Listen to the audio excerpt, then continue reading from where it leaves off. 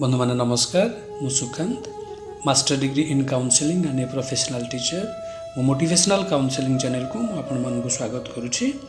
आज आपण मानक पई गोटे सुंदर गुरुत्वपूर्ण वीडियोटी आनी जीवन में खराब समय आसिले कौन करेंगे। वीडियोटी को शेष पर्यंत ध्यान दे शुणु। आशा करे यह आपन को निश्चित भाव में सहायता प्रदान कर। जीवन में खराब समय आसिले कौन करेंगे। सर्वप्रथमे मु ये कहि से खराब समय आप सामना करेंगे और से खराब समय को सामना करी आपण ताकू हरई निजे विजय हासिल करेंगे। आपण मान गोटे कथा जानी रखंतु जीवन रे आम मानक पई खराब समय आसीबा निहाती दरकार। कहीं से खराब समय रू आमे बहुत कुछ शिखी थांती। गोटे स्कूल रे गोटे पिलाटी बहुत भल पाठ पढ़ुची। से पिला भी जानी स्कूल रे सार जानी मैम भी जानी तथापि से पिलाटी कौन पे परीक्षा दिए एग्जाम से कौन पे दिए एथि से पिलाटी एग्जाम देवाई पड़ी थाए कि से आग को प्रमोशन हो नेक्स्ट क्लास को से उत्तीर्ण होगापी जीव। ठीक सेमती आमको आग को जीवाई हेले जीवन परीक्षा रे उत्तीर्ण हो आग को जीवाई हेले आमको विभिन्न समस्यार समाधान करी परीक्षार समाधान करी आमको आग को जीवाई पड़ो। गछरे झुली दोलीटी जी आग को जाऊ थाए से पछक भी जाऊ थाए। तेणु जदि जीवन दोली पछक चली जाइए निश्चय आग को आसब।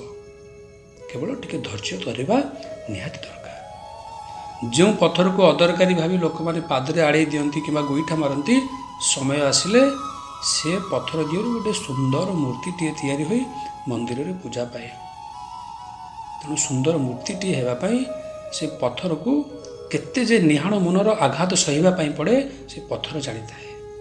तेणु थरे मूर्ति हो गला परे आउ प्रहार सहिबा पई पड़ेनी।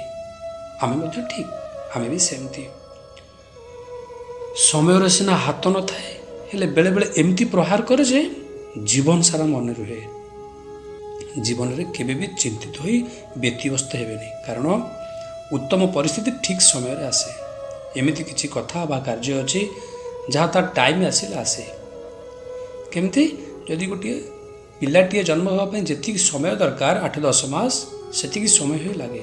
आपड़ जदि कहे ना मोर 3 मास गोटे पिलाटीए दरकार 4 मास गोटे पिलाटीए दरकार केमती हम अपेक्षा करने पड़ो तार समय आसेनी। आप आम व्यस्त हेल्ले कौन हम 18 वर्ष 21 वर्ष है गोटे बहुत ठीक बयस हुए आम कह ना गोटे 5 वर्ष गोटे बाहागर करमती हम तार समय आसनी ना। आमको धैर्य धरवाई पड़ो। मानुछि आम एत भी धनी नुहे जे सबकि किपर किंतु एत भी गरीब नुहे जे निजे बिक्री हो जावा निजर मान सम्मान स्वाभिमान को भी नीलाम करदेवा। गोटे कथा सब बेले मन रखिए जदि किए आपण को नीचा कर देखाऊँगी एथुरु आपण बुझी नियंतु जे आपण ताठारु बहुत ऊपर अच्छा। तांको कथा शुणी आपण निजर आत्मविश्वास केबे भी हरेबेनी। फ्यू डेज बैक गोटे न्यूज पेपर रे पढ़ी जड़े स्त्री लोक 10th एग्जाम रे फेल हेबा परे से 56 वर्ष बयस रे 10th पास कले। देखु कि धैर्य गोटे 56 एज रे जड़े स्त्री लोक धैर्यर सहित परीक्षा दे से 10वीं परीक्षा पास करें। समय सदुपयोग करने पूरा घंटाटे तैयारी होइछि। तथापि कौन आम समय मूल्य न बुझी अतीत वर्तमान को आम नष्ट करवा कि। गोटे कथा मन रखु गोटे सांबाटे सी गोटे सुंदर प्रजापति परिणत हुए दैट इज ट्रांसफॉर्मेशन। तेणु आमको जो खराब समय आसूची आमको से सांबाड़ा को ठारू जमती गोटे प्रजापति हुए ठीक सेमती आमको परिवर्तन हो गोटे सुंदर मनीषटीए हाँपाई पड़ो।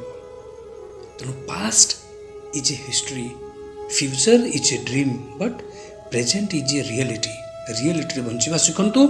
आउ जिते खराब समय आसूची आप सामना करूँ आउ से परीक्षा रे आप उत्तीर्ण हूँ।